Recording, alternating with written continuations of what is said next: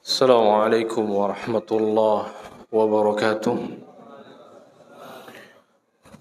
إن الحمد لله تعالى نحمده ونستعينه ونستغفره ونعوذ بالله من شرور أنفسنا وسيئات أعمالنا من يهده الله فلا مضل له ومن يضلل فلا هادي له. أشهد أن لا إله إلا الله وحده لا شريك له وأشهد أن محمدا عبده ورسوله لا نبي بعده. قال الله تعالى في كتابه الكريم: يا أيها الذين آمنوا اتقوا الله حق تقاته ولا تموتن إلا وأنتم مسلمون. وقال: يا أيها الناس اتقوا ربكم الذي خلقكم من نفس واحدة وخلق منها زوجها وبث منهما رجالا كثيرا ونساء واتقوا الله الذي تساءلون به والأرحام إن الله كان عليكم رقيبا. وقال: يا أيها الذين آمنوا اتقوا الله وقولوا قولا سديدا يصلح لكم أعمالكم ويغفر لكم ذنوبكم ومن يطع الله ورسوله فقد فاز فوزا عظيما. أما بعد فإن خير الكلام كلام الله وخير الهدي هدي محمد صلى الله عليه وسلم وشر الأمور محدثاتها وكل محدثة بدعة وكل بدعة ضلالة وكل ضلالة في النار. Jamaah salat maghrib kaum muslimin muslimat jamaah Masjid Al-Ikhlas, jamaah Masjid Al-Istiqamah yang semoga dimuliakan Allah. Alhamdulillah, segala pujian hanya milik Allah atas nikmat, rahmat, hidayah dan juga taufiknya. Pada kesempatan berbahagia di malam hari ini setelah kita menegakkan kewajiban salat maghrib berjamaah, kemudian kita lanjutkan sejenak sambil kita menanti masuk waktu isya dengan kita mengkaji, membahas beberapa hadis Nabi SAW yang semoga kita semua dimudahkan untuk bisa menyerap dan mengambil faedah pelajaran dari setiap hadis yang disampaikan tersebut dan bermanfaat dalam kehidupan kita tentunya. Salawat dan juga salam senantiasa tercurah bagi Nabi kita yang mulia salawatullah wassalamuhu alaihi beserta keluarga, sahabat dan umatnya yang komitmen dengan sunnah beliau hingga kiamat kelak. Para hadirin jamaah salat maghrib yang semoga dimuliakan Allah, hari ini kita berada di awal tahun 2023. Tentunya bagi seorang mukmin tidak memiliki alasan untuk dia bersukacita apalagi merayakannya. Sebab hakikatnya pergantian hari, pekan, bulan, tahun itu semua menggiring kita makin dekat dengan hari kematian kita. Lantas bagi seorang mukmin, alasan apa kemudian dia berbahagia? Dengan alasan apa dia bersukacita, apalagi merayakannya? Karena hakikatnya makin dekat dia dengan hari kematiannya. Bagi seorang mukmin itu semua seharusnya mendorong mereka untuk makin sering ingat dengan hari kematiannya, memperbaiki, meningkatkan keimanan dan ketakwaannya, memperbaiki amal-amal solehnya. Itulah seharusnya yang diperhatikan oleh seorang mukmin. Dia memikirkan agamanya, sebab dikhawatirkan bagi seorang mukmin tertimpa musibah agamanya. Yang namanya musibah suatu kelaziman dalam kehidupan seorang manusia. Yang namanya musibah dunia selalu ada. Dan manusia tidak bisa lepas darinya. Hanya saja kita dituntut memikirkan jangan sampai musibah itu menimpa agama. Kalau menimpa harta, jiwa, ya, keluarga, itu hal yang lazim dalam kehidupan kita. Demikianlah musibah selalu ada. Nanti saat kita dibangkitkan berada dalam surga, musibah itu tidak ada. Makanya kata Nabi SAW dalam hadisnya, wala yazalul bala'i bil mu'mini wal mu'minah fi nafsihi wa waladihi wa malihi hatta yalqallahu wa ma'alaihi khati'ah. Kata Nabi SAW, yang namanya musibah akan senantiasa ada dan akan menimpa mukmin dan mukminah. Apakah menimpa jiwanya, dirinya, apakah menimpa anaknya, apakah menimpa hartanya. Itulah kenyataan fakta kehidupan seorang di dunia. Akan selalu dikelilingi dengan musibah. Sampai dia menghadap Allah, nggak bawa kesalahan sedikit pun. Karena memang musibah itu hakikatnya membersihkan seseorang dari dosa-dosanya. Maka yang penting untuk senantiasa kita tingkatkan keilmuan kita. Keimanan, amal soleh, ketakwaan kita, itu yang paling penting untuk kita tingkatkan. Dengan bergantinya hari, dengan bergantinya tahun bahkan.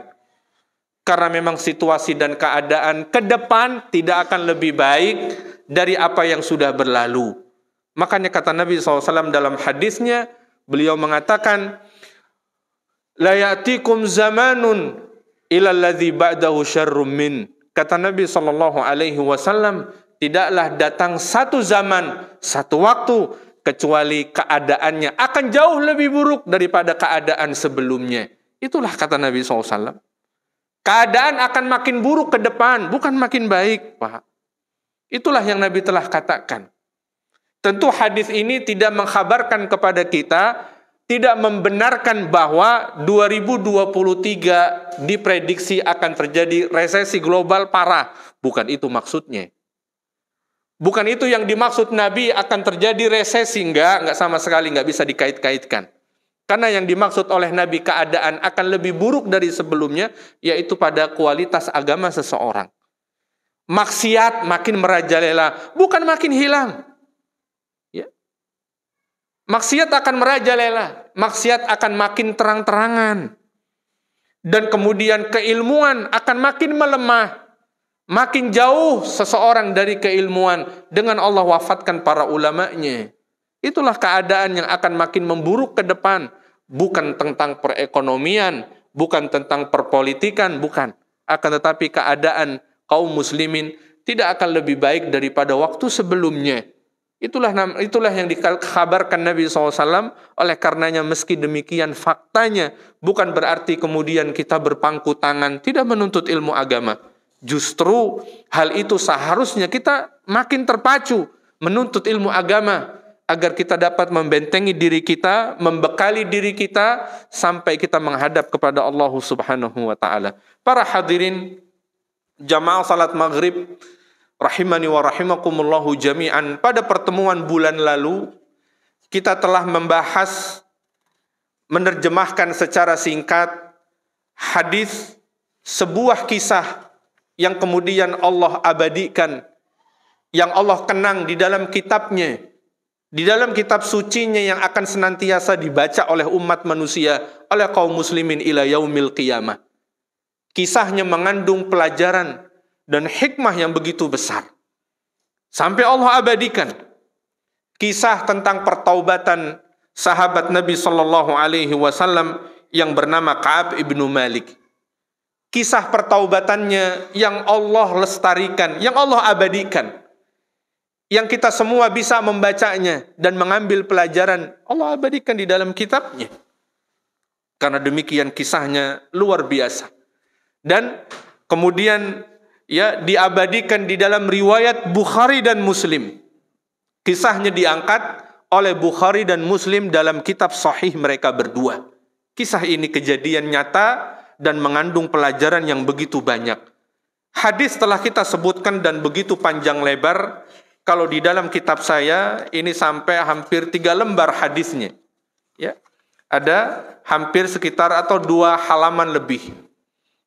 Hadisnya begitu panjang, singkat cerita, kita telah sebutkan tentang bagaimana kisah pertaubatan Ka'ab ibnu Malik, di mana kisahnya berawal dari rencana Nabi SAW yang hendak melakukan peperangan di daerah yang bernama Tabuk.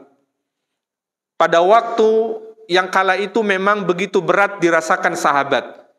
Cuaca sedang panas luar biasa pada puncaknya. Panas sedang pada puncaknya. Kebiasaan orang Arab, mereka menunda semua aktivitasnya di tengah cuaca yang sedang ekstrim panasnya. Karena memang panas di sana nggak kayak panas di sini, Pak. Ya, panas di sana kalau kita memaksakan diri kita bisa pingsan di tengah jalan karena panasnya cuaca. Oleh karenanya para sahabat membatasi semua aktivitasnya. Ya.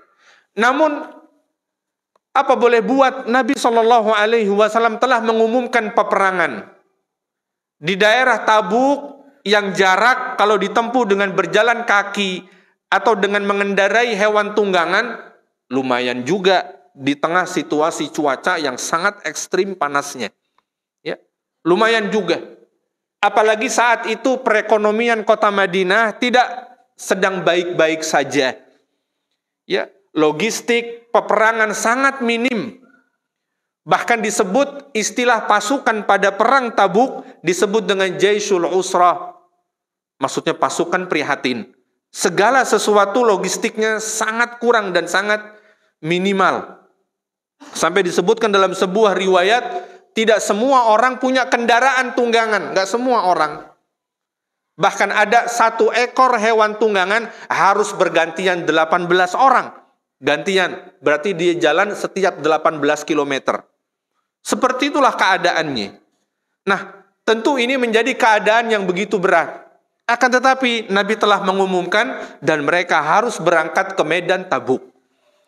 Nah, ada 3 orang sahabat Nabi SAW. Di sini dikisahkan awalnya tentang sahabat yang bernama Ka'ab ibnu Malik. Di mana Ka'ab ibnu Malik waktu itu menunda keberangkatan, bukan bermaksud nggak ikut.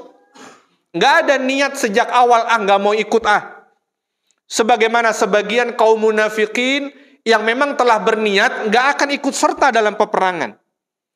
Karena memang peperangan di zaman Nabi SAW itu kalau kaum muslimin berangkat, di kota Madinah itu cuman perempuan, anak-anak, lansia, atau orang yang memang ya punya penyakit. Itulah yang tersisa di kota Madinah. Makanya dahulu sahabat ya tidak berharap mereka tidak ikut bersama Nabi. Karena memang ya masa saya sama anak perempuan sama anak-anak, kaum pria berangkat semua ke medan perang. Ya, masa kita bersama dengan anak-anak? Itulah yang dahulu Ali bin Abi Thalib radhiyallahu taala anhu ketika ditugaskan oleh Nabi SAW menjaga kota Madinah dan beliau bersama kaum muslimin ke medan perang, Ali bin Abi Thalib bersedih. Bukan sujud syukur, Pak. Nggak diajak, nggak diperintah perang. Bukan sujud syukur, nangis.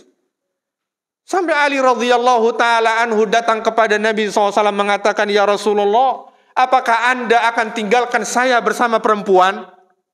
Bersama anak-anak? Bersama lansia di kota Madinah, sedangkan kaum pria berperang di medan perang?" Ali bin Abi Thalib menangis dan sedih.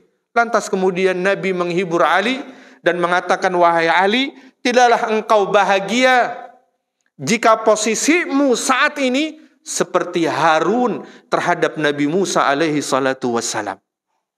Di mana Nabi Harun dititipkan oleh Nabi Musa ketika beliau memenuhi panggilan Rabb-Nya. Maka kemudian tenanglah keadaan. Artinya waktu itu tidaklah ada yang tersisa di kota kecuali mereka orang-orang yang punya uzur, betul-betul punya uzur, atau pura-pura punya uzur. Karena sebagian kaum munafikin, mereka beralasan untuk tidak ikut bersama Nabi SAW. Ada yang ngaku sakit perut lah, ada yang ngaku, banyaklah alasan mereka buat-buat. Adapun Ka'ab ibnu Malik dan 3 sahabatnya, memang sejak awal nggak ada niat untuk tidak berangkat. Mereka berniat berangkat bersama Nabi, tapi menunda. Nanti bisa dikejar kok. Ya, nanti bisa disusul. Begitulah kemudian ditunda. Pada akhirnya dia berusaha menyusul rombongan Nabi, tidak lagi ditemukan kemana arah jalan pasukan Nabi SAW. Saat itulah kemudian dia kembali ke kota Madinah dengan penuh penyesalan. Itulah yang terjadi, singkat cerita. Nabi pun tidak ingat sahabat-sahabatnya, termasuk Ka'ab ibnu Malik, kecuali ketika sampai di daerah bernama Tabuk yang direncanakan peperangan terjadi di situ. Barulah Nabi SAW bertanya, apa yang dilakukan Ka'ab ibnu Malik? Kenapa saya nggak lihat? Mana dia? Nggak biasanya dia absen dalam peperangan. Karena dia bukan sahabat yang dikenal banyak alasan atau pintar membuat-buat alasan. Enggak. Dia orang yang baik. Nggak pernah absen dalam peperangan bersama Nabi SAW. Kecuali dalam perang Badar. Memang perang Badar bukan fardu ain. Jadi para hadirin yang semoga dimuliakan Allah, perang Badar itu tidak direncanakan awalnya berperang. Tapi sebatas mereka hendak mencegat kafilah dagang yang dipimpin oleh Abu Sufyan. Berjumlah sekian ribu ekor unta yang membawa perdagangan penduduk Makkah. Nggak ada maksud berperang. Hanya mencegat dan mengambil barang dagangan tersebut yang mengarah ke kota Makkah. Jadi dahulu ekspor impor itu sudah terjadi, Pak. Tapi tentu dengan alat transportasi yang sederhana. Karena dahulu para sahabat ketika hijrah, semua harta benda mereka ditinggal di kota Makkah, lantas kemudian diakuisisi oleh orang-orang musyrikun, kemudian Nabi mengambil keputusan kembali mengambil harta dagangan yang datang dari negeri Syam. Dicegat untuk mereka ambil sebagai kompensasi harta kaum muslimin yang mereka ambil alih ketika mereka hijrah ke kota Madinah. Disitulah kemudian terjadi peperangan. Ya. Dan itu pula lah yang menjadi dalil bahwasannya ghanimah dalam syariat Nabi SAW itu dihalalkan. Pak, harta rampasan perang pada syariat Nabi dahulu itu diharamkan. Nggak boleh diambil sedikit pun. Ya. Nggak boleh diambil sedikit pun. Jadi semua harta rampasan perang itu dikumpulkan dan dibakar. Nggak boleh ada yang diambil dan dimakan, nggak boleh. Akan tetapi pada syariat Nabi SAW, Allah memberikan keringanan, harta ghanimah itu boleh dimakan. Halal untuk dimiliki. Kemudian disitulah awal kisahnya ketika Nabi mencari Ka'ab ibnu Malik. Ternyata tidak didapati di tengah-tengah pasukan. Nabi pun bertanya, apa yang dilakukan oleh Ka'ab ibnu Malik? Ya kenapa dia absen dalam peperangan? Nggak biasanya. Disitulah kemudian ya Ka'ab ibnu Malik di kota Madinah pun merasa begitu cemas. Ya dia khawatir akan ada sesuatu yang akan menimpa dirinya. Dan benarlah ketika Nabi kembali ke kota Madinah, meski perang tidak terjadi sama sekali. Pada akhirnya nggak terjadi perang sama sekali. Karena pasukan Romawi yang udah janjian nggak datang. Ditunggu beberapa hari bahkan oleh Nabi SAW. Nggak datang juga. Akhirnya pulang ke kota Madinah.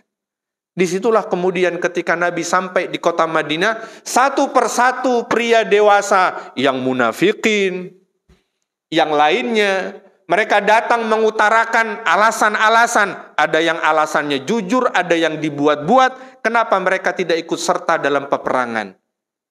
Pada umumnya Nabi memaafkan semuanya dan Nabi memohonkan kepada Allah ampunan bagi mereka yang tidak ikut serta apapun alasan mereka.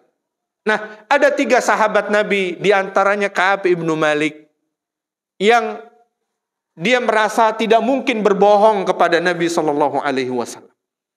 Kata dia, kalaulah saya mau bisa saya berbohong dan saya selamat dari hukuman Nabi SAW. Karena Ka'ab ibnu Malik di antara sahabat yang pandai berdiplomasi. Sahabat yang pandai yang sangat pandai diplomasi dan diakui kemampuannya. Kata dia, kalau saya pengen bohong, selamat sudah.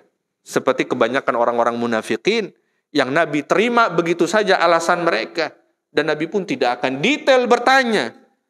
Ya. Kalau mereka berbohong, Nabi serahkan kepada Allah. Urusannya mereka dengan Allah. Tapi untuk urusan duniawi, Nabi terima semua, apapun alasan mereka. Ka'ab ibnu Malik merasa tidak bisa berbohong di hadapan Nabi SAW. Dia mengakui semua yang terjadi. Ya, bahwasannya dia lakukan semua dalam keadaan tidak ada alasan uzur apapun yang bisa diterima dalam syariat. Semua terjadi karena penundaan-penundaan. Pada akhirnya dia tidak mendapati pasukan Nabi SAW. Disitulah kemudian Rasulullah SAW memberikan hukuman kepada mereka bertiga, di antaranya Ka'ab ibnu Malik, untuk dikucilkan, untuk diasingkan. Ya, tidak seorang pun berinteraksi dengan mereka bertiga. Bahkan tidak menjawab salam apapun dari mereka bertiga. Mereka diasingkan oleh Nabi sebagai bentuk hukuman agar jera atau agar orang lain tidak berpikir untuk melakukan hal yang sama dengan apa yang mereka lakukan. Nabi hukum. Bahkan hukuman berlangsung selama 50 hari lamanya. Lama, Pak. Mereka diasingkan. Seluruh kaum muslimin Nabi perintahkan untuk tidak menyapanya, mengajak bicara, atau bahkan menjawab salamnya. Bahkan Nabi ketika mereka, Ka'ab ibnu Malik mengucapkan salam kepada Nabi nggak jawab salamnya. Nabi hanya senyum masam saja. Senyum, akan tetapi ya dengan raut wajah yang murka. Itulah yang dilakukan selama 50 hari. Bahkan pada hari yang ke-40, Nabi perintahkan istri-istri mereka untuk berpisah sementara. Jadi sampai istrinya disuruh pisah ranjang, pisah rumah oleh mereka. Ya, sampai pada hari ke-50, kemudian Allah menurunkan ayat dalam Al-Quran yang menyatakan bahwa taubat mereka bertiga telah diterima oleh Allah Subhanahu wa ta'ala. Itulah kisah singkat sebagai ringkasan apa yang sudah kita bahas pada pertemuan sebelumnya. Dalam kisah tersebut mengandung begitu banyak hikmah dan pelajaran yang begitu luar biasa banyaknya. Kita akan ambil beberapa di antaranya. Yang pertama adalah disebutkan dalam hadis jawazu tahditsi bi ni'matillahi azza wajal. Di dalam kisah tersebut Ka'ab ibnu Malik ketika dia mengutarakan kepada Nabi alasannya, dia mengatakan bahwa dirinya sedang betul-betul dalam keadaan optimal, sehat walafiat, harta sedang bagus, kendaraan, hewan tunggangan bahkan sebelumnya paling punya 1 ekor, tapi pada saat perang Tabuk dia punya 2 ekor, bahkan lebih. Dia menceritakan semua bahwa keadaannya waktu itu sedang optimal, sedang nikmat-nikmatnya. Ya, keluarga yang ditinggalkan tercukupi. Ya, bahkan perbekalan dia berlebih. Nah, ini memberi pelajaran kepada kita bahwa tahaddus bin ni'mah, membicarakan kenikmatan, menyebut-nyebut kenikmatan yang kita rasakan, yang kita dapatkan dari Allah, sesuatu yang disyariatkan. Sebagaimana dalam surat Ad-Duha, Allah Ta'ala berfirman, wa amma bi ni'mati rabbika fahaddits. Ya, maka dengan nikmat Rabbmu yang ada pada dirimu, yang engkau terima dari Allah, maka bicarakanlah. Maka tampakkanlah, maka sampaikanlah kepada manusia. Nah, bahwa berbicara tentang kenikmatan yang kita dapat dari Allah, apakah anak yang soleh, apakah mungkin rumah yang nyaman, kendaraan yang bagus, atau nikmat apapun yang ada pada dirinya, sesuatu yang disyariatkan untuk dibicarakan. Akan tetapi tentu kita harus memastikan apa yang kita ceritakan aman terhadap hati kita. Karena begitu tipis bedanya pemisahnya dengan riya, begitu tipis. Artinya dia boleh membicarakan kenikmatan Allah pada dirinya. Apakah yang terkait dengan hartanya, dengan keluarganya, dengan anaknya, atau dengan jabatannya, boleh dia membicarakannya dan menyebut-nyebut kepada manusia, boleh.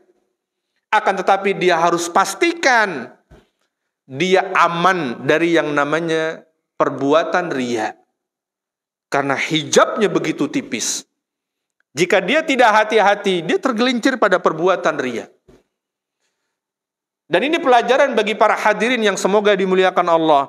Ketika seseorang membicarakan kenikmatan yang Allah berikan pada dirinya, tidak dapat kita langsung vonis, dia ria. Nggak bisa. Pak, tidaklah terjadi ria kecuali di dalam hati seorang hamba.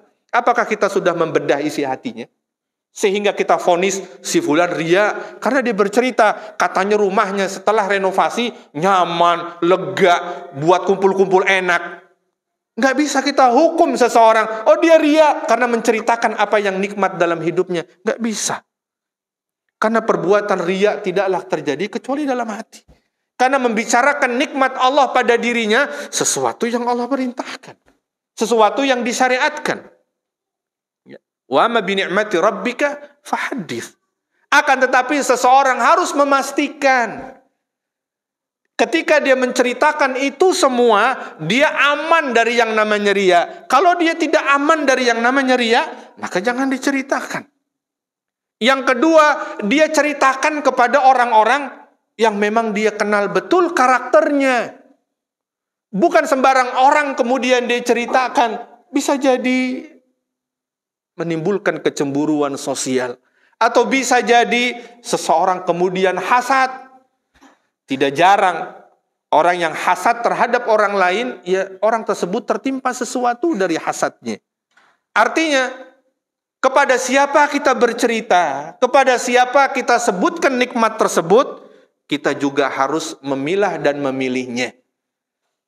Ya, kita harus jeli dan bijak kepada siapa kita ceritakan. Dan jangan sampai kita ceritakan menyebabkan riya dalam diri kita. Jadi intinya Ka'ab ibnu Malik menceritakan semua nikmat pada hari itu yang seharusnya dia tidak berangkat, yang semestinya dia berangkat. Ya, karena sedang begitu optimal keadaan ekonominya. Kemudian disebutkan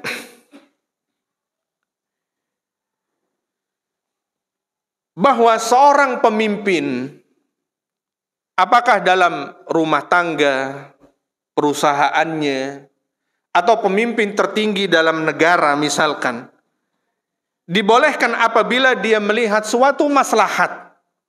Ya.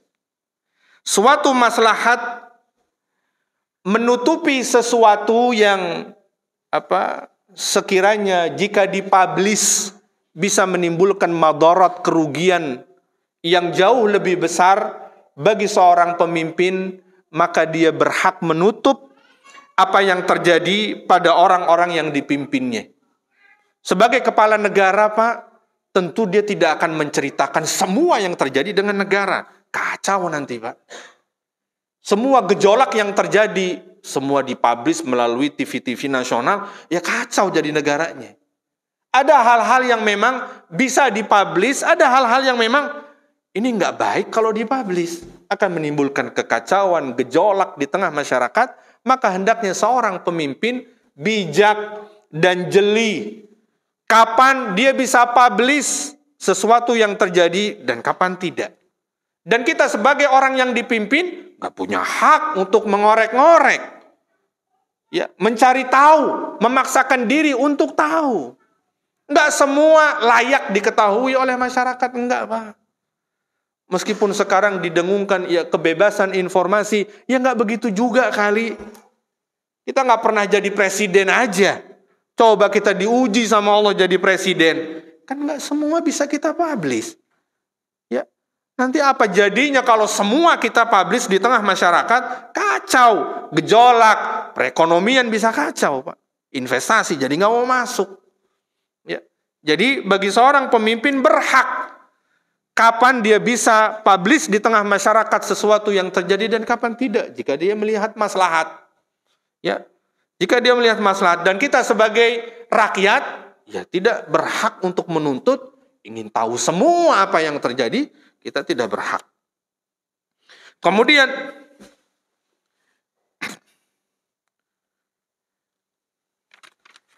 hadis di atas menjelaskan bahwa tidak ada yang tidak ikut serta bersama Nabi SAW dalam peperangan tersebut kecuali hanya 3 orang tadi. Dari sahabat Nabi, ya kecuali orang-orang munafikin ya. Ya, banyak di antara mereka orang-orang munafikin yang memang membuat-buat alasan untuk tidak ikut bersama Nabi SAW. Kemudian hadis di atas mengajarkan kepada kita satu sunnah Nabi Shallallahu Alaihi Wasallam yang hari ini sudah koma, Pak, udah setengah mati, sudah hampir ditinggalkan oleh seluruh kaum muslimin. Sunnah apa? Yaitu sunnah jika kita pulang dari bepergian dan safar, dahulu Nabi tidak langsung menuju rumahnya. Akan tetapi beliau menuju masjid, sholat 2 rakaat, baru beliau pulang bertemu dengan keluarganya dan sahabat-sahabatnya. Itu salah satu sunnah yang hari ini kalau kita bilang udah koma, ya hampir kaum muslimin gak ada yang mengerjakannya, kecuali hanya sedikit orang saja. Kalau kita bepergian, Pak, apakah bepergian dalam rangka ibadah, haji, umroh, atau bepergian urusan safar yang lainnya. Kalau haji dan umroh masih banyak yang praktekin tuh. Ya, pulang haji dan umroh dia nggak langsung pulang ke rumahnya. Padahal semua dalam perjalanan safar, maka disunnahkan kita ya, ke masjid, sholat 2 rakaat, barulah kita bertemu dengan ya keluarga kita atau dengan kolega kita. Itu sunnah. Ya. Meski seseorang tidaklah tercela jika tidak melaksanakannya. Akan tetapi itu salah satu sunnah Nabi SAW yang hari ini sudah banyak ditinggalkan oleh kaum muslimin. Kemudian disebutkan bahwa kejujuran itu membawa kepada keberuntungan. Lihatlah bagaimana mulianya Ka'ab ibnu Malik. Allah angkat kisah pertaubatannya. Berawal dari kejujuran, Pak. Meski kejujuran hari itu dia rasakan pahit dampaknya. Lihat, tidak sebagaimana yang dialami orang-orang munafikin, mereka selamat dari hukuman Nabi. Mereka jelaskan alasan mereka, mereka pulang dengan selamat. Gak ada hukuman sama sekali. Bahkan Nabi tidak mengutus seseorang untuk mencari tahu benar gak alasan dia. Enggak. Nabi terima apapun alasan mereka. Akan tetapi 3 orang sahabat Nabi ini, dengan kejujurannya, meski dirasakan pahit, 50 hari Pak diasingkan. Sampai 2 sahabat Ka'ab ibnu Malik gak sanggup lagi keluar dari rumahnya. Sepanjang hari mereka menangis, menyesal, sedih, dikucilkan oleh orang-orang terdekatnya. Cuman Ka'ab ibnu Malik memberanikan diri keluar rumah. Dia jalan di pasar-pasar Madinah, dia berjalan di gang-gang kota Madinah, dia nyebarkan salam. Gak ada satupun orang yang menjawab salamnya. Dia masih memberanikan diri. Sampai pada akhirnya, ya Allah menerima taubat mereka. Ini buah manis dari kejujuran, Pak. Barang yang hari ini menjadi barang yang paling langka.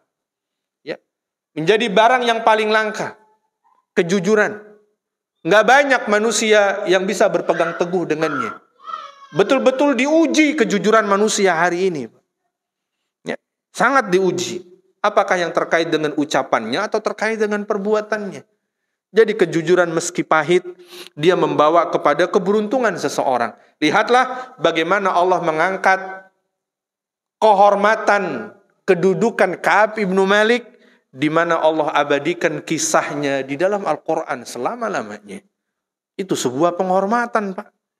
Siapa yang tidak berbahagia dan berbangga ketika kisah pertaubatannya Allah abadikan di dalam kitab sucinya, yang akan terus dibaca ila yaumil qiyamah.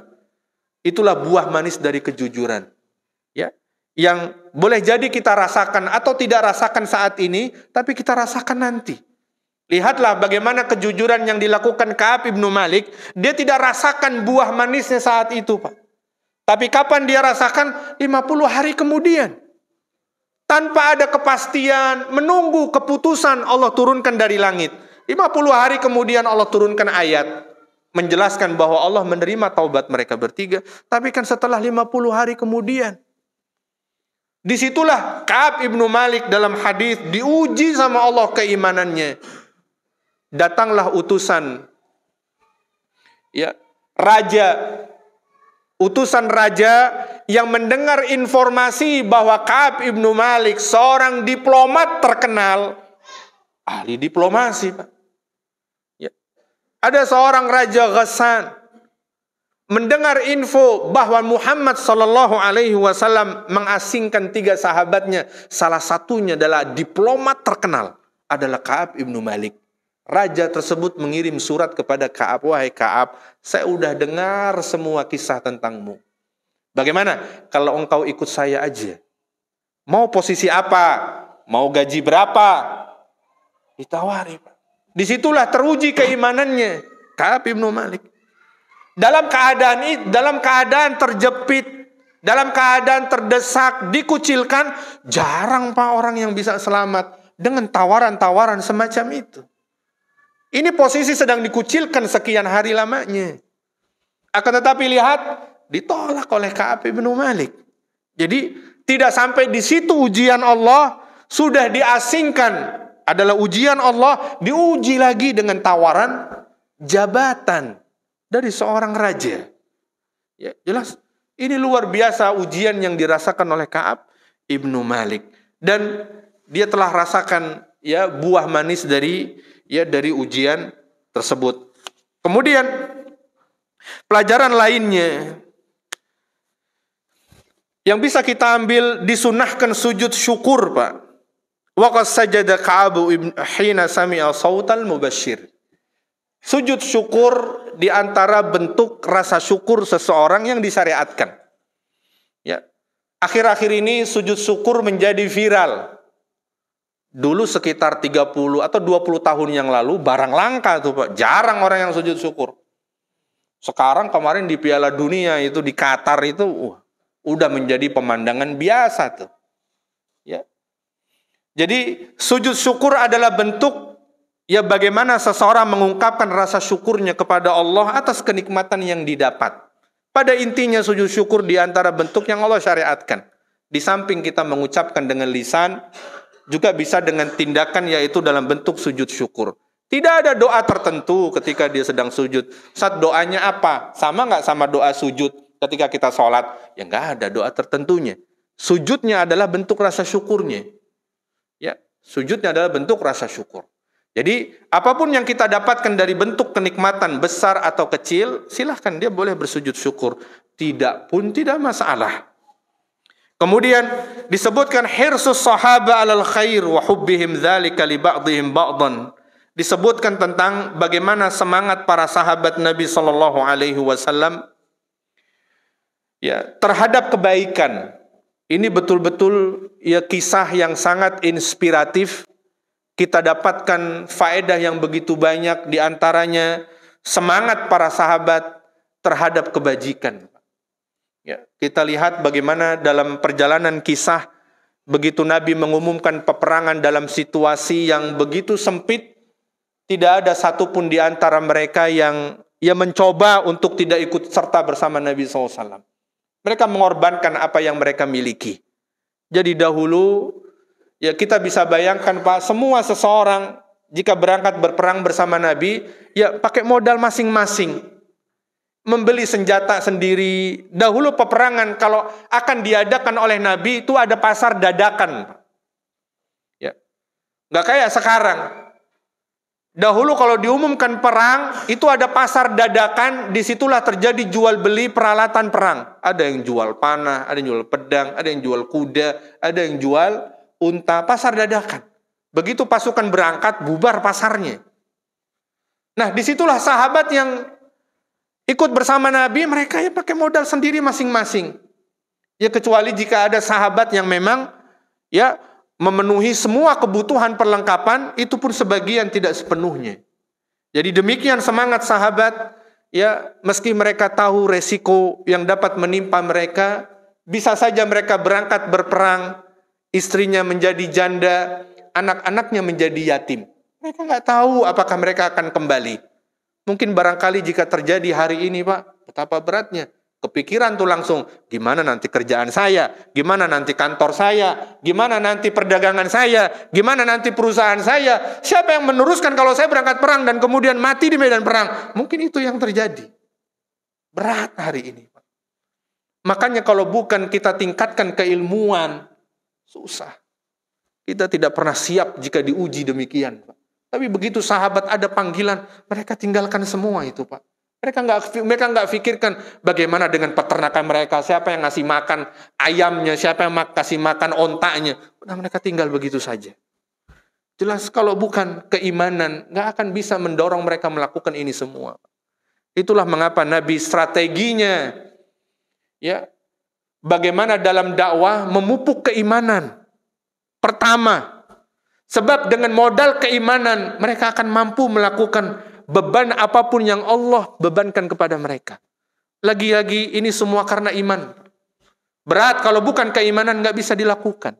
Makanya Nabi 13 tahun di kota Madinah, di kota Makkah konsisten menggembleng keimanan sahabat.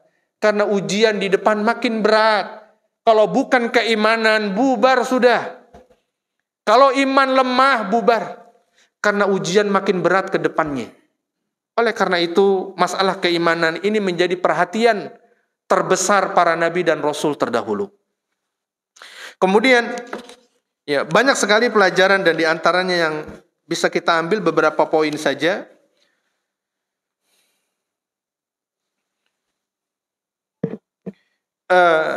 Tadi barangkali ya pelajaran terakhir yang bisa kita ambil. Kita masuk pada hadis yang kedua, masih tentang kisah bagaimana pertaubatan orang-orang terpilih dari kalangan sahabat Rasulullah SAW yang menjadi inspirasi dan semangat bagi kita semua.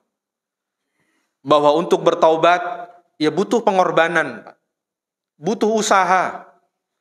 Usaha yang begitu keras untuk kita bertaubat kepada Allah dan diterima taubatnya oleh Allah. Kita sebutkan kisah yang kedua tentang sahabiat. Kalau tadi tentang seorang sahabat Ka'ab ibnu Malik, pada hadis yang kedua kita akan sebutkan kisah yang masih di dalam riwayat Muslim, dalam Sahih Muslim, kisah seorang sahabiat yang tidak kalah pengorbanannya dengan Ka'ab ibnu Malik. Disebutkan dari Abi Nujaid, an Abi Nujaid, ya, Imran ibn al-Husain al-Khuzai radhiyallahu anhuma, anna imra'atan min Juhaniyah atat Rasulullah sallallahu alaihi wasallam. Dikisahkan ada seorang wanita yang datang menemui Nabi sallallahu alaihi wasallam dan dia dalam keadaan hamil. Hamil beberapa bulan. Dan dia pun hamil ya bukan dari pernikahan yang sah, tapi dia hamil karena hasil perzinaan. Kisah ini tentu menjadi pelajaran bagi kita semua yang ya kita temukan berapa banyak wanita yang ya kemudian hamil di luar nikah. Sangat banyak. Kita bahkan tidak mampu menghitung dan mendatanya, Pak. Berapa banyak hari ini kaum wanita yang dia hamil di luar nikah. Dan ini pelajaran bagi mereka, pelajaran berharga. Bagaimana seseorang agar diterima taubatnya oleh Allah butuh pengorbanan memang. Dan kita mengambil pelajaran dari pengorbanan wanita ini. Ya, dari suku Juhainah, salah satu suku di kota Madinah.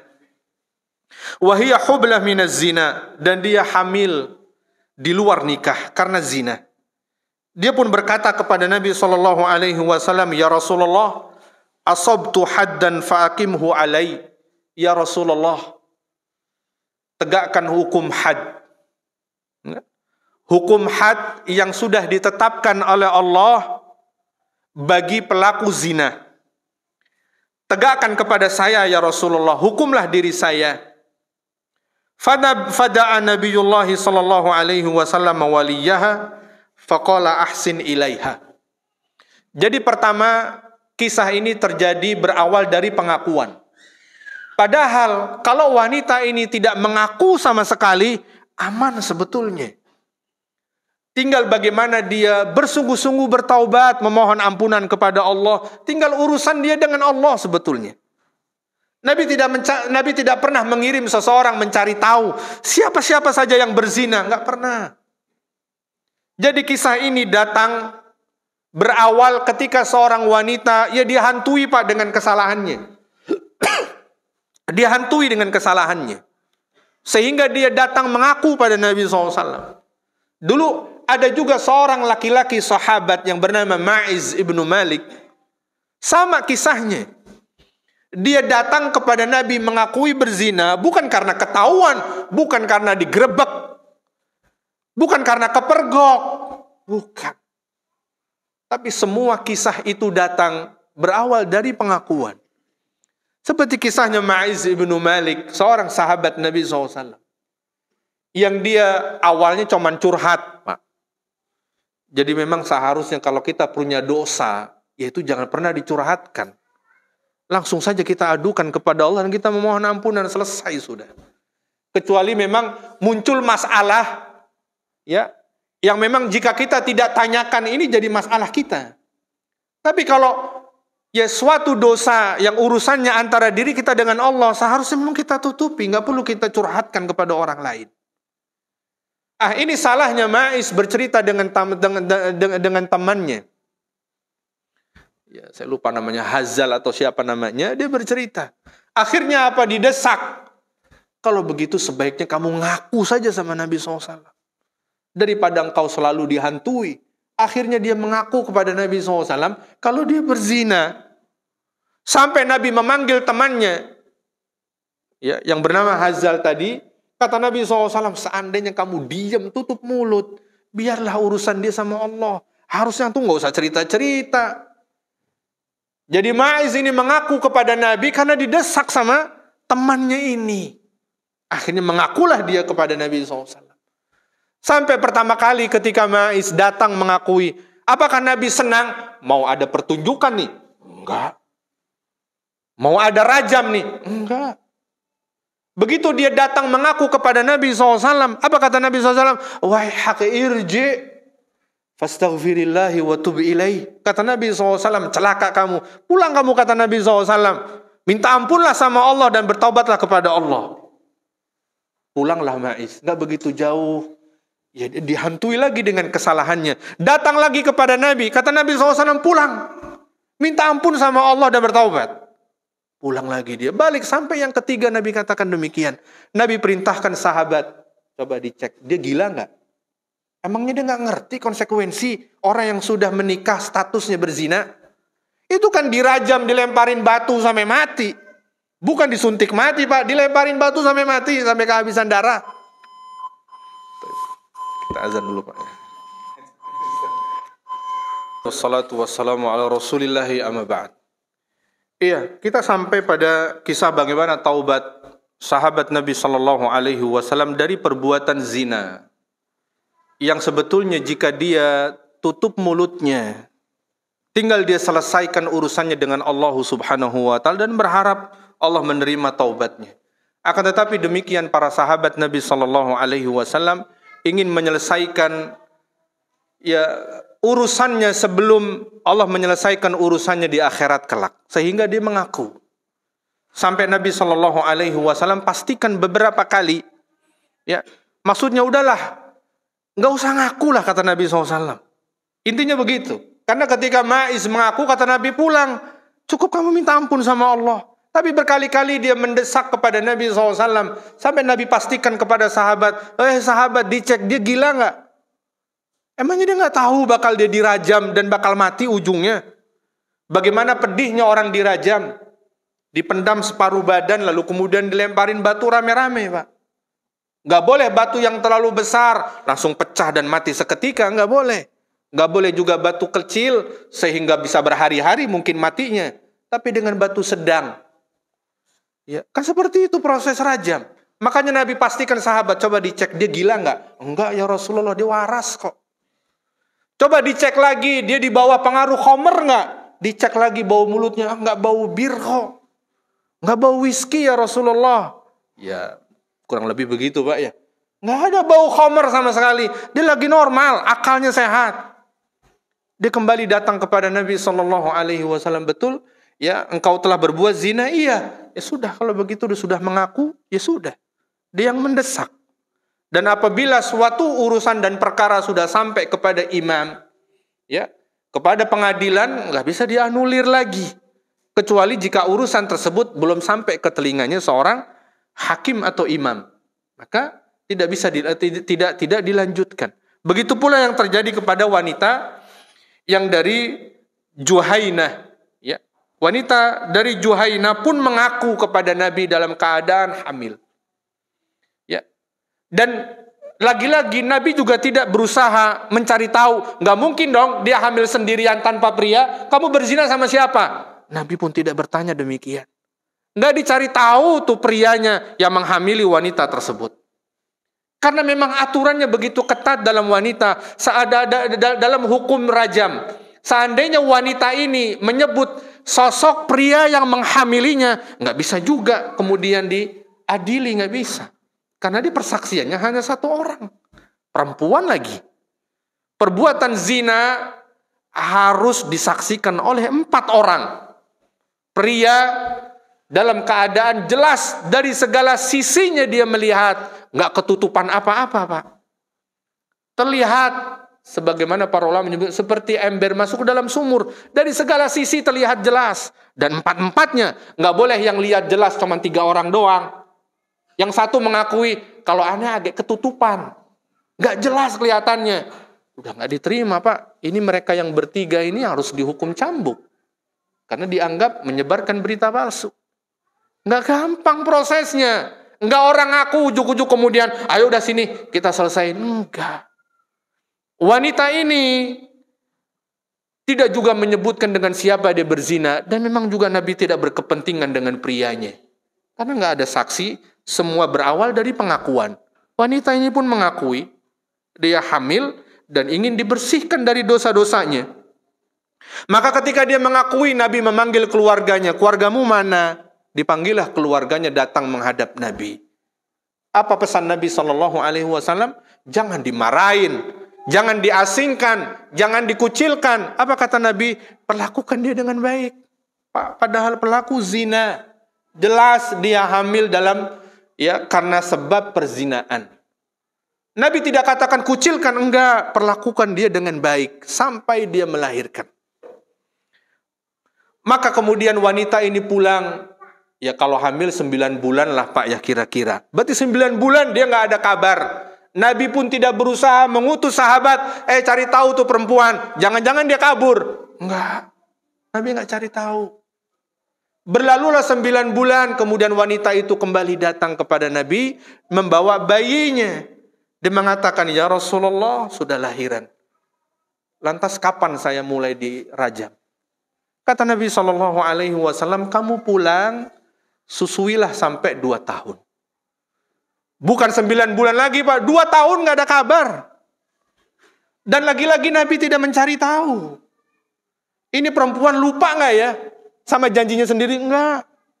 2 tahun kemudian dia datang kembali kepada Nabi setelah anaknya mampu makan sesuatu dari tangannya sendiri. Nabi melihat anak ini sudah mulai mandiri. Kalau ditinggal mati oleh ibunya, insya Allah bertahan hidup. Maka setelah 2 tahun itulah kemudian Nabi melaksanakan hukuman rajam. Itulah yang terjadi. Fasuddat 'alaiha thiyabuha thumma amara biha farujimat. Lalu kemudian Nabi memerintahkan sahabat untuk merapikan pakaiannya agar ketika dia meronta ya tidak terbuka auratnya, Pak. Ya pastilah manusia namanya ditimpukin batu, pasti dia meronta, kesakitan. Itu hal yang lumrah, maka diperketat, dikuatkan agar memang tidak terbuka aurat. Kemudian Nabi perintahkan sahabat untuk merajam wanita tersebut. Summa shalla 'alaiha faqala lahu Umar. Kemudian setelah dipastikan meninggal dunia, mungkin dengan kehabisan darah, mungkin pecah kepalanya atau apa, Allahu a'lamu bissawab. Kemudian wanita itu disolatkan bersama para sahabat, diperlakukan sebagai muslimah. Maka berkatalah Umar, tusalli 'alaiha ya Rasulullah wa qad zanat. Umar heran bertanya, ya Rasulullah, apakah hendak engkau menyolatinya padahal dia wanita yang berdosa berzina? Ya maksudnya, ya ntar emang ya apa kedudukan engkau nggak jadi turun nih Nabi. Ini kan pezina. Ya kalau kita nggak masalah lah, tapi kalau engkau ya Rasulullah Nabi gitu loh. Apakah engkau menyolatkan seorang wanita yang mati karena perbuatan zina dan dirajam? Kata Nabi SAW menjawab, laqad tabat taubatan law qusimat baina sab'ina min ahli al-madinati la wasi'atuhum. Kata Nabi SAW, sungguh wanita ini telah bersungguh-sungguh bertaubat.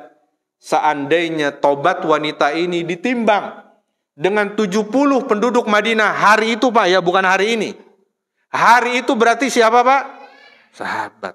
Ada taubatnya Abu Bakar, ada taubatnya Umar, ada taubatnya Utsman, ada taubatnya Ali radhiyallahu taala anhum. Dikumpulin 70 orang sahabat, kata Nabi, masih berat nih taubatnya nih perempuan. Kata Nabi. Ya. Masih beratan taubat perempuan ini nih. Ya. Jangan ditimbang sama taubat kita se-Indonesia, Pak ya. Nggak kena, Pak. Ya. Kalau ditimbang sama taubatnya kita nggak kena. Ini taubat 70 sahabat, masih berat taubat perempuan ini. Ya, dia tahu resikonya bakal mati, tapi dia bersungguh-sungguh untuk bertaubat. Karena memang taubat agar diterima oleh Allah memang butuh pengorbanan, Pak.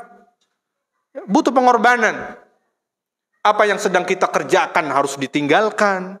Barangkali itu salah satu bentuknya. Wa hal wajadta afdala min an jadat bi nafsiha lillahi azza wajal? Nabi bertanya kepada Umar, wahai Umar, apakah engkau dapatkan ada yang lebih afdal dari taubatnya seseorang yang dia kemudian meninggal dunia karena Allah? Ada yang lebih afdal dari taubat orang semacam itu, kata Nabi SAW. Tentulah tidak ada. Ya. Terkadang ya kita pun bertaubat kepada Allah Subhanahu wa taala, ya taubatnya butuh ditaubatkan lagi. Ya. Kadang kurang sungguh-sungguh kita bertaubat. Hari ini kita bertaubat, nggak usah nunggu esok hari kita sudah ulangi dosa yang sama. Ya. Seperti itulah selalu berulang. Oleh karenanya memang ya Nabi mengajarkan kepada kita, bahkan beliau meneladani untuk kita semua, beliau sendiri bertaubat kepada Allah 100 kali dalam satu hari, beristighfar kepada Allah 100 kali. Ya, seharusnya kita ya kalau mampu 1000 kali, Pak. Cuma kan tentu nggak ada yang sanggup di antara kita, ya, untuk bertaubat kepada Allah 1000 kali. Ya, artinya pada intinya semua butuh pengorbanan. Agar taubat kita diterima oleh Allah, yang terkadang kita harus kehilangan harta, yang terkadang kita harus kehilangan pekerjaan. Belum seberapa jika kita bandingkan dengan kisah-kisah yang kita sebutkan. Bahkan mereka harus kehilangan nyawa, mereka lakukan. Semata-mata agar taubatnya diterima oleh Allah Subhanahu wa ta'ala. Dan Nabi SAW telah menyatakan bahwa taubat wanita tersebut diterima dan diridhoi oleh Allah. Allah suka, Allah senang dengan taubat wanita tersebut. Itulah para hadirin yang semoga dimuliakan Allah. Beberapa pelajaran dari 2 hadis pada pertemuan sebelumnya dan hari ini dengan hadis yang kedua, kita bisa mengambil pelajaran hikmah, inspirasi dari bagaimana ya seorang harusnya bertaubat kepada Allah. Ya, bahwa pertaubatan itu butuh kesungguh-sungguhan dan butuh yang namanya pengorbanan. Mudah-mudahan Allah Subhanahu wa taala memberikan taufik dan hidayah kepada kita semua dan kita senantiasa dimudahkan oleh Allah untuk kita bertaubat atas setiap kesalahan yang kita kerjakan. Sallallahu ala nabiyina Muhammadin wa ala alihi wa sahbihi wa barik wasallam. Barangkali jika ada 1-2 pertanyaan silahkan.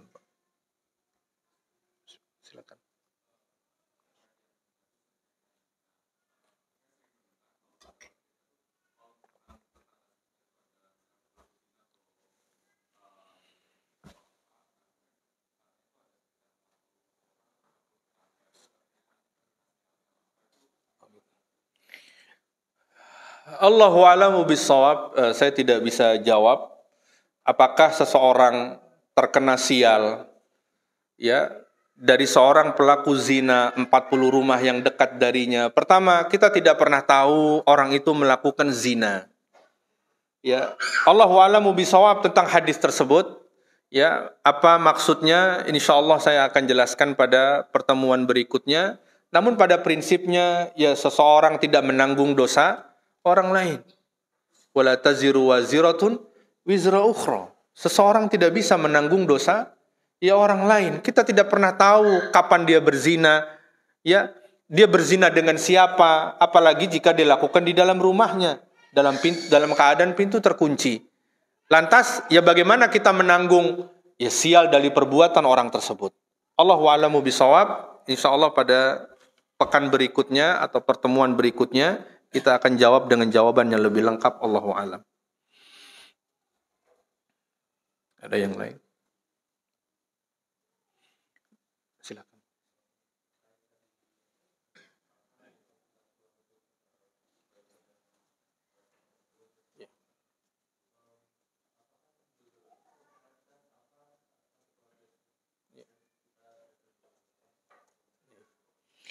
Pertanyaannya, apakah sunnah yang tadi disebutkan dalam hadis ketika Nabi setiap pulang dari perjalanan safarnya, beliau selalu menyempatkan diri ke masjid untuk singgah yang pertama kali sebelum bertemu dengan keluarga dan teman-temannya. Itu kebiasaan Nabi SAW dan itu salah satu sunnah yang tentu jika kita hidupkan, ya jelas keutamaannya luar biasa di saat sunnah itu tidak banyak dikerjakan manusia. Pertanyaannya, apakah dengan bersama-sama dengan keluarga? Zahir hadisnya demikian. Ya, zahir hadisnya demikian. Jika kita safar bersama-sama, ya alangkah baiknya kita sekeluarga menghidupkan sunnah tersebut. Ya, misalkan dia bersama istri dan kemudian anak-anaknya. Ya, cukup dia masuk ke dalam masjid, ya niatnya salat tahiyatul masjid. Ya, cukup dengan 2 rakaat, kemudian dia kembali ke rumahnya bertemu dengan keluarganya. Allahu a'lamu bishawab. Itu barangkali. Baik, satu lagi Pak ya.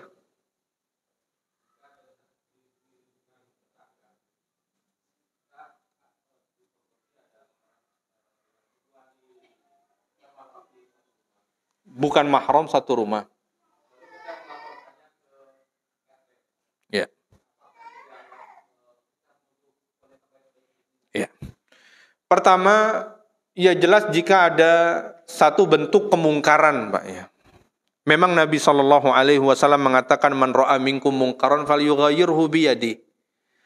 Ini salah satu dari maknanya adalah ketika kita melihat satu kemungkaran barangkali tetangga kita yang memang kita tidak tahu pasti, tapi yang pasti kita tahu ya orang ini memang statusnya lajang. Ya. Dan kemudian ya ada seorang wanita kita juga nggak tahu statusnya, jangan-jangan adeknya. Jangan-jangan kakaknya. Maka kita tidak memiliki alasan kuat untuk menuduhnya. Sudah tepat kita sampaikan kepada pihak yang memang berwenang, dalam hal ini RT, yang memang mendapat wewenang ya dari masyarakat untuk ya melakukan hal-hal yang memastikan apakah ini hubungannya kerabat, adik kakak atau memang ternyata bukan mahramnya sama sekali, maka dipastikan. Maka tidak serta-merta kita jatuh pada perbuatan menuduh, enggak, kita kan enggak bisa. Kita enggak tahu apa yang terjadi di dalam. Tapi kita melaporkan, itu sudah tepat. Ya, karena setahu kita, dia pria lajang dan tidak ada kerabat, hanya perlu dipastikan bagaimana hubungannya. Jadi tidak serta-merta kita jatuh pada perbuatan menuduh wanita baik-baik melakukan zina. Karena konsekuensinya juga berat, Pak. Kita menuduh wanita baik-baik ya melakukan perbuatan keji zina, itu dicambuk 80 kali. Ya, dicambuk 80 kali. Ya nggak mudah itu, Pak. Ya, itu sering ditampilkan di TV yang di Aceh melakukan perbuatan mesum, baru 5 kali aja udah kelojotan, Pak. Baru 5 kali dicambuk udah kelojotan dia. Ya. Ini 80 kali, nggak gampang itu.